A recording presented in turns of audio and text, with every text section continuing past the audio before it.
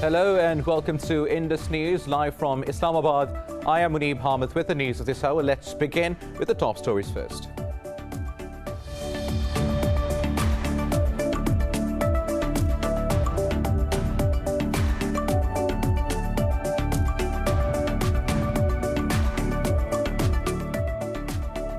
The United States Congress has certified Democrat Joe Biden's Electoral College victory in a joint session. President Donald Trump said, though he disagrees with the outcome of the election, but there will be an orderly transition on January 20th. Earlier, 4 people died after President Donald Trump's supporters stormed the U.S. Capitol, prompting a curfew. Police said they have arrested 52 rioters as they smashed windows and scaled walls of the building.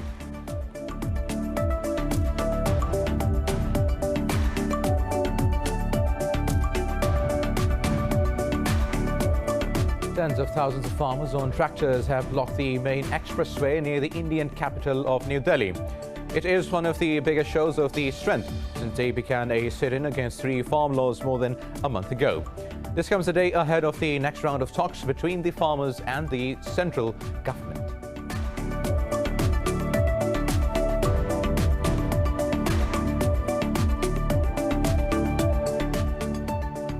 The Taliban have killed 7 Afghan soldiers in an attack on a checkpost in northern Kunduz province.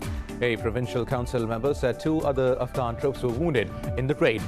Taliban spokesperson Zabiullah Mujahid said they captured 2 commanders and 7 soldiers during the attack.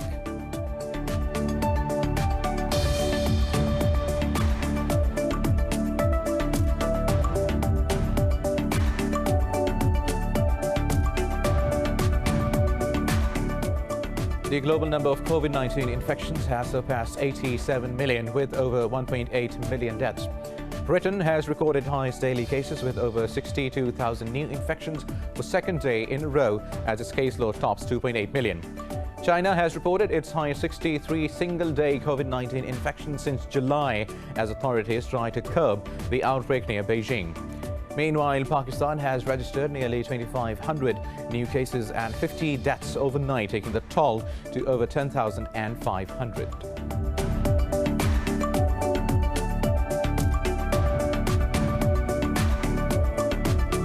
And in football, Manchester City have outclassed Manchester United 2-0 in the semi-final of the Carabao Cup at Old Trafford. Second-half goals from John Stones and Fernandinho sealed City's victory. They will now face Tottenham Hotspur in the final at Wembley on April 25th.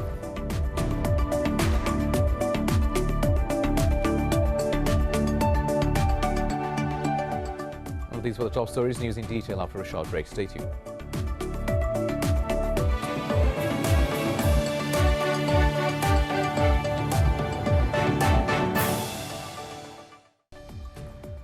Welcome back. Now let's have the news in detail. We begin from the United States, where the Congress has certified Democrat Joe Biden's Electoral College victory in a joint session. President Donald Trump said, though he disagrees with the outcome of the election, but there will be an orderly transition on January 20th. Earlier, 4 people died after President Donald Trump's supporters stormed the U.S. Capitol, prompting a curfew. More in this report. Chaos, confusion, and violence ensued at Capitol Hill as the U.S. Congress gathered to debate and authenticate President-elect Joe Biden's victory. Thousands of armed pro-Trump rioters clashed with the police, smashed windows, infiltrated, and occupied the Capitol. Police said they have arrested 52 rioters as they smashed windows and scaled walls of the building. Biden blasted the storming and called on President Donald Trump to step up and renounce the violence. And this god-awful display today is bringing home to every Republican and Democrat and Independent in the nation that we must step up. This is the United States of America. There's never, ever, ever, ever, ever been a thing we've tried to do that we've done it together. We've not been able to do it. So, President Trump, step up. President Trump, after a while, called on his supporters to back off but did not condemn the infiltration and violence. Facebook and Twitter have temporarily blocked Trump's accounts for provoking violence. Reconvening after an hours-long delay, Vice President Mike Pence, along with scores of other legislators, condemned Trump supporters. Today was a dark day in the history of the United States Capitol. But thanks to the swift efforts of U.S. Capitol Police, federal, state, and local law enforcement, the violence was quelled. The Capitol is secured, and the people's work continues. We condemn the violence that took place here in the strongest possible terms. After debate in the joint session, the Senate and the House of Representatives rejected 2 objections to the tally. Biden secured 306 votes, while Trump got 232. Joe Biden will be sworn as the 46th U.S. president on January 20th. Now, for more on this, we have been joined by Calvin Dark, an analyst and commentator on U.S. and international political affairs from Washington. Now, Calvin, thank you very much for your time. Now, Trump supporters attacked Capitol Hill, suspending the Congress session. So do you see this as a dark day in U.S. history? Yeah, it's a very unfortunate day that not only did we have the leaders of our country in the line of succession actually threatened and having to be evacuated, but that we had the President of the United States inciting them to do it. And not, in theory, not over the last 4 years, but literally gave a speech that was over an hour, and then they went directly and did this. So in that sense, it is very sad. But it's also a very positive day in this respect. Despite all that's happened, despite all that's happening right now, 6 blocks from where I am, where Congress is still, going through the confirmation of Joe Biden's win of the election, our democracy still stands. And with our election yesterday in Georgia, we now have a new majority in the Senate. So this is a horrible thing that's happened today, but it is not going to have long-term consequences. Also, Calvin, tell us what constitutional actions can be taken against U.S. President Donald Trump for provoking a mob to attack the Capitol Hill. Earlier today, folks have been talking about, censure, 25th Amendment and all those things. And I had discounted that because I said, it's literally 2 weeks from today. Actually, it's slightly less than 2 weeks from today when his term will end.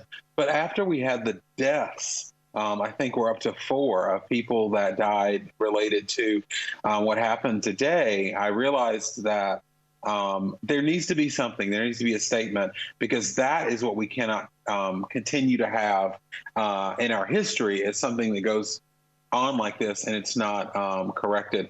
However, with our system, and I kid you not, was looking at the 25th Amendment and reading what some other scholars had said, there's actually not enough time. But I do hope that our Congress will take some action, even if it's just a statement condemning what was done today. Right. So last week, 11 U.S. senators said they would refuse to certify President-elect Joe Biden's win, and riots were expected. Why weren't precautionary measures taken to prevent the unrest we saw today? Well, that's a very good question. And as you know, in this country, particularly this year, we've had many protests over systemic racism. And today, with this going on in the Capitol, is a perfect example of that. They knew this. Donald Trump said 2 weeks ago, I think he said a week after that this will be wild today. So this didn't come as a surprise. What happened was, in our country, when you have white protesters, they're viewed as First Amendment, free speech protesters. If they're people of color like me, they're violent, and they would have been taken down by the police. I guarantee you, I would not have been able to get into the Speaker of the House's personal office and put my feet on the desk to take a selfie. And so what that represents is not that they weren't prepared, but that the systemic racism that we have in law enforcement in this country that views white people making noise as protesters and people of color making noise as people that need to be shot, taken down, or whatever. So that was the fault of what happened today. Thank you very much, Mr. Kelvin Dark, for being with us on Indus News. Now, we're also being joined by Dr. Carl Cavalli, a political analyst from Georgia. Thank you very much, sir. Now, a mob of Trump supporters breached the U.S. House of Representatives and Senate chambers. 4 people have died on the U.S. Capitol grounds. Do you think this violence will further escalate after the Congress session certifying President-elect Joe Biden's concludes? That's really hard to tell at this moment. I think it has been it's quieted down a bit. I don't know whether it will pick up again overnight or whether it will pick up again tomorrow. It really, it was a riot. There was vandalism, and there were casualties, unfortunately. But most of the people that made it into the Capitol were simply rioters and vandals, and they simply wandered around and they took pictures of each other and things like that. I think they were fairly aimless once they got inside the Capitol. So I certainly hope that it doesn't escalate, but it may still be too early to tell. Right. Carl, also tell us, will legal action be taken against President Trump for inciting unrest and carnage in the Capitol in his last days in office? Well, that's an interesting question. There are rumors circulating. There's talk that some cabinet members are discussing the 25th Amendment, which is a provision for having the vice president and the cabinet remove the president. I don't know how accurate those rumors are. There's at least one member of the House of Representatives that has introduced articles of impeachment against the president. That usually takes quite a long time. It would not be the most efficient solution for a president with only 2 weeks remaining in office. And he will certainly be subject to prosecution once he leaves office. It is possible he may attempt to pardon himself. That's a bit of legal limbo. We are not sure whether presidents can pardon themselves or not.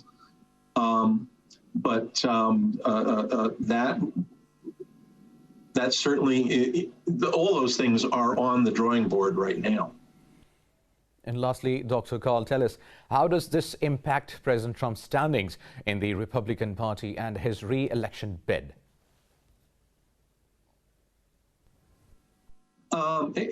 I think you're starting to see a significant break between President Trump and the Republican Party. Up to now, at best, you saw many former members of Congress, former administration officials criticizing the president, but many people in Congress, people like Ted Cruz of Texas and Graham of South Carolina, who were once the president's rivals for election in 2016, have thrown their support behind him and have refused to criticize him. I don't think Lindsey Graham and Ted Cruz are going to break with him completely anytime yet, but you are starting to see there have been a rash of low-level resignations within the White House tonight. There are a number of Republicans that have openly criticized the president and have gone to the press. So I think what you're seeing is that things are changing. The president's support, which was once near unanimous among Republicans, is starting to fall apart. Right now, Dr. Carl Cavalli, so thank you very much for talking to Indus News. Now moving on with other stories, tens of thousands of farmers on tractors have blocked the main expressway near the Indian capital, New Delhi. It is one of the biggest shows of strength since they began a sit-in against the 3 farm laws more than a month ago. The march started from protest sites of Singhu, Tikri and Ghazipur borders amid tight security. Now, this comes a day ahead of the next round of talks between the farmers and the central government. Union leaders said the farmers participated in the march with over 3,500 tractors and trolleys. They termed today's march a rehearsal for the tractor parade on January 26th. The parade would aim to march into Delhi from parts of Haryana, Punjab and Uttar Pradesh. Now, the Taliban have killed 7 Afghan soldiers in an attack on a checkpost in the country's northern Kunduz province. A member of the provincial council said 2 other troops were wounded in the raid. Taliban spokesperson Zabihullah Mujahid said they captured 2 commanders and 7 soldiers during the attack. He said the Taliban fighters also destroyed 2 armored personnel carriers and seized weapons. Meanwhile, Islamabad has called on Kabul to take immediate action against terrorist groups finding sanctuaries in Afghanistan. Pakistan's Foreign Office spokesperson Zahid Hafiz Chaudhry said this in a statement. Chaudhry said terrorists from inside Afghanistan fired on a military post in Mohammed district. He said Pakistan's troops responded promptly and a soldier was martyred in the exchange of fire. He said Islamabad strongly condemns the use of Afghan soil by terrorists for activities against Pakistan and its security forces. Moving on now, Syria says it has intercepted and shot down multiple Israeli missiles. The state media said the missiles were fired from the occupied Syrian Golan Heights. But Israeli media outlets claims that the missiles struck the El Kisweh area south of the capital and the town of Al Dimas west of Damascus. There are no reports of life or material damage yet. Israel's latest assault comes just a week after a round of airstrikes in western Syria, which killed a Syrian soldier and wounded several others. Now, Libya's government of national accord and the Libyan National Army, led by Khalifa Haftar, have conducted a fresh prisoner swap. A member of TNA's military committee said Haftar's forces freed 27 prisoners in exchange of 8 members. He said the swap was carried out under supervision of 5+5 Libyan Joint Military Commission. He said the exchange took place in the Shuayrif area south of the Libyan capital, Tripoli. Libya's warring parties announced a permanent ceasefire in October last year, brokered by the UN in Geneva. The ceasefire was also facilitated by the Joint Military Committee, which includes 5 representatives from each of the rival parties.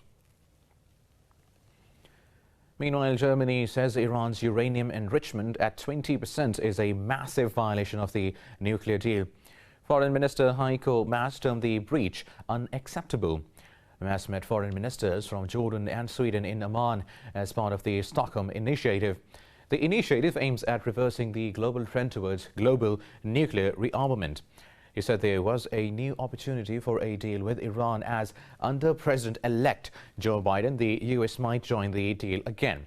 But he added that it was too early to judge the expectations of the incoming U.S. administration.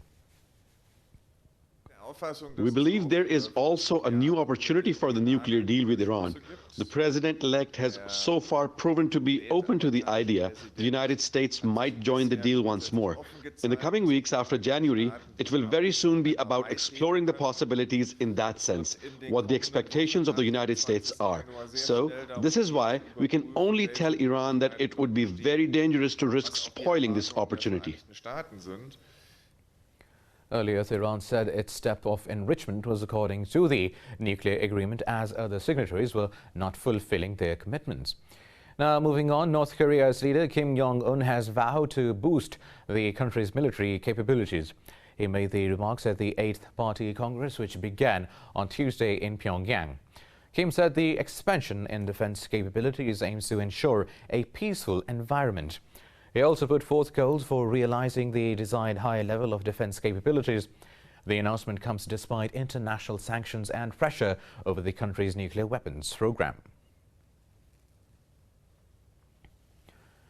Meanwhile, the global number of COVID-19 cases has surpassed 87 million, with more than 1.88 million deaths. Britain has recorded the highest daily infections for the 2nd straight day, with over 62,000 cases overnight. Nationwide, the tally of infections has topped 2.8 million. More on coronavirus in this report.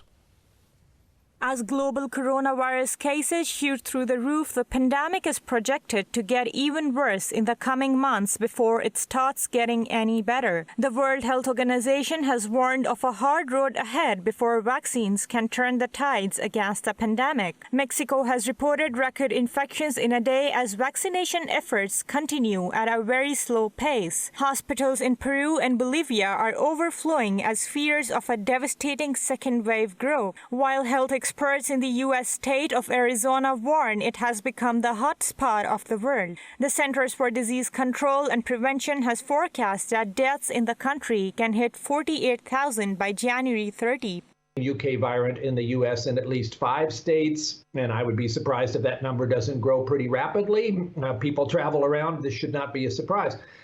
That does seem to be a virus that has about a 70% higher ability to transmit from one person to the next. And you can see how, therefore, it has been very successful in dominating what's happening in the UK. And we should think about where that's going to take us in the US as well. The European Union has approved the Moderna vaccine, making it the second drug to be cleared for general use across the Eurozone. But anxiety continues to mount over the slow progress of vaccination programs in the region. The situation in the UK continues to worsen, with record hospitalizations and more than 1,000 deaths reported overnight. However, despite stringent restrictions, the public has not been following the SOPs meted out by the government. A lot busier than the first lockdown. There's a lot more people in central London, a lot more commuters on the trains. I think it's just busier in general. I mean, this time in March, the streets were completely empty, no traffic, completely dead, whereas there's people, as you can see, milling around.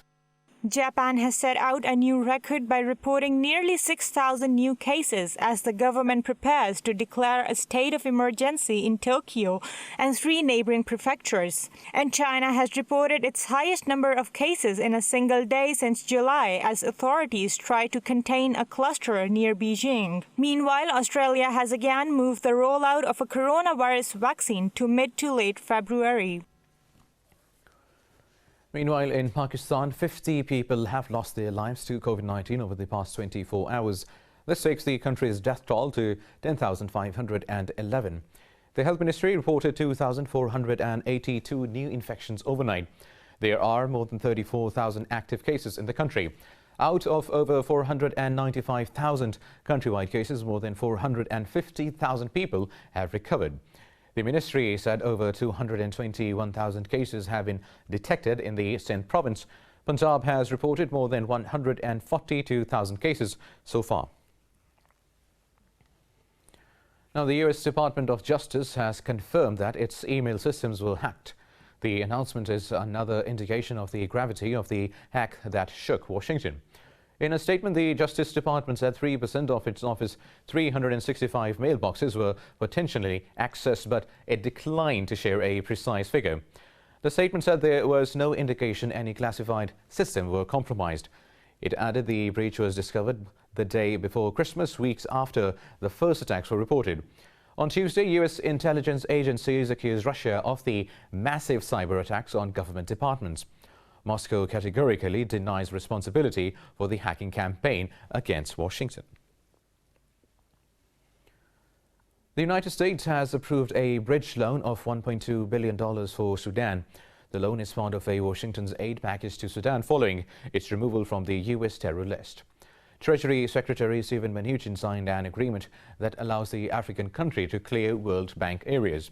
In a statement, the Treasury said the loan will be provided after Sudan implements conditions agreed upon under a bilateral MOU. It said the African country must also abide by conditions agreed with the World Bank. The statement added Mnuchin commended Khartoum's bold steps leading to its removal from the terror list. Now, this comes after Khartoum announced normalizing ties with Israel under the Abraham Accords. The International Rescue Committee says it is working with Sudan to provide relief to Ethiopians in the refugee camps. Over 60,000 Ethiopians have fled to the bordering state following the conflict in Tigray region. In a statement, it said the refugees need more logistics for the transfer to camps from the border. It pointed out that inadequate provision of emergency aid services has slowed aid delivery. The committee was concerned about the number of unaccompanied children that make half of the refugee population. Hundreds of people were killed as Ethiopia launched a military offensive in the northern region last year. Moving on now, the European Union says it can no longer recognize Juan Guaido as Venezuela's legitimate leader. This comes after the opposition leader lost his position as head of the parliament. In a statement, the European Union governments referred to Guaido as one of the outgoing representatives of the National Assembly and stressed that they still did not recognize Maduro as president. The bloc also threatened further sanctions against Nicolas Maduro's regime, but the US and Britain still see Guaido as the South American country's rightful leader. Now, in the US, the ongoing eruption of Hawaii's Kilauea volcano has entered a new phase that is both beautiful and terrifying. After 2 weeks of spewing tons of lava, the erupting vent has taken the form of a dome fountain in the Halemaumua crater. It resembles a red-hot balloon floating on top of a lake of lava. The U.S. Geological Survey says the height of the fountain was estimated to be 16 feet.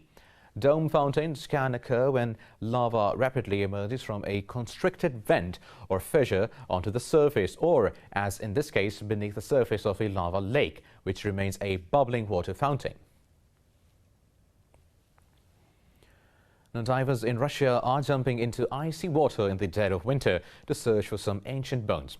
They also dug up skulls of ancient bulls, horses and lions, as well as tools which were likely used by early humans. Let's find out more in this report.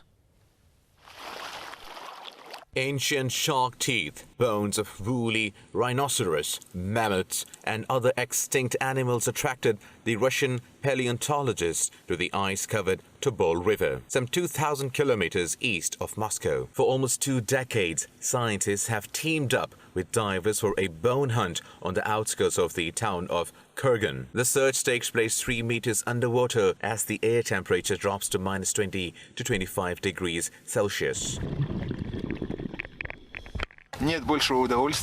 There is no bigger pleasure but to overcome such difficulties and to see something which no one saw before you. Artifacts aged tens of thousands of millions of years, it gives a rare pleasure and thrill. The bone-rich underwater area, which is believed to be around 1 kilometer long, was discovered by divers in 2004. It is described as a unique ancient bone deposit. According to the scientist, each year river waters uncover a new mix of remains as old as 66 million years. Among rare finds, we had a bone of a cave lion, which was an extreme rarity then and still is one. As for the Turgai Sea, the West Siberian Glacial Lake period, we found fossil teeth in sharks and shark rays.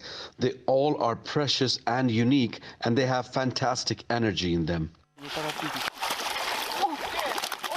This year's findings will traditionally be transferred to local museums after initial studies at the Russian Academy of Sciences.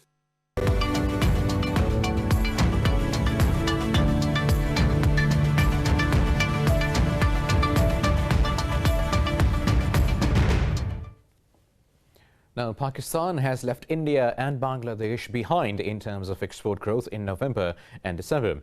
In a tweet, Prime Minister Imran Khan congratulated the nation's exporters for the achievement. In a tweet, Khan said the regional export trends report presented to him by the Ministry of Commerce shows promise. He said compared to 2019, Pakistan managed to increase its exports by 18.3%. The Premier pointed out that during the same period, India and Bangladesh had negative growth. Meanwhile, European stocks are trading mixed as investors react to the unrest in Washington and coronavirus developments in the region. The pan-European stock 600 has moved fractionally above the flat line. The CAC 40 in Paris and Frankfurt's DAX have also gained marginally. But London's FTSE and Italy's FTSE MIB have edged lower. Earlier, most Asian bourses traded mixed with mainland Chinese shares and Hong Kong's Hang Seng shedding, while Seoul's Kospi, Japanese and Australian stocks gained.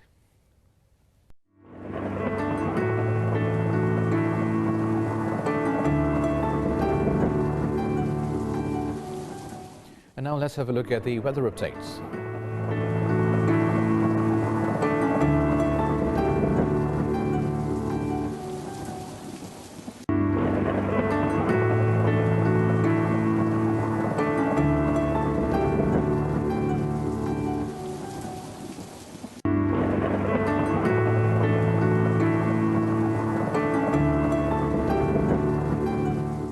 And that is all for now.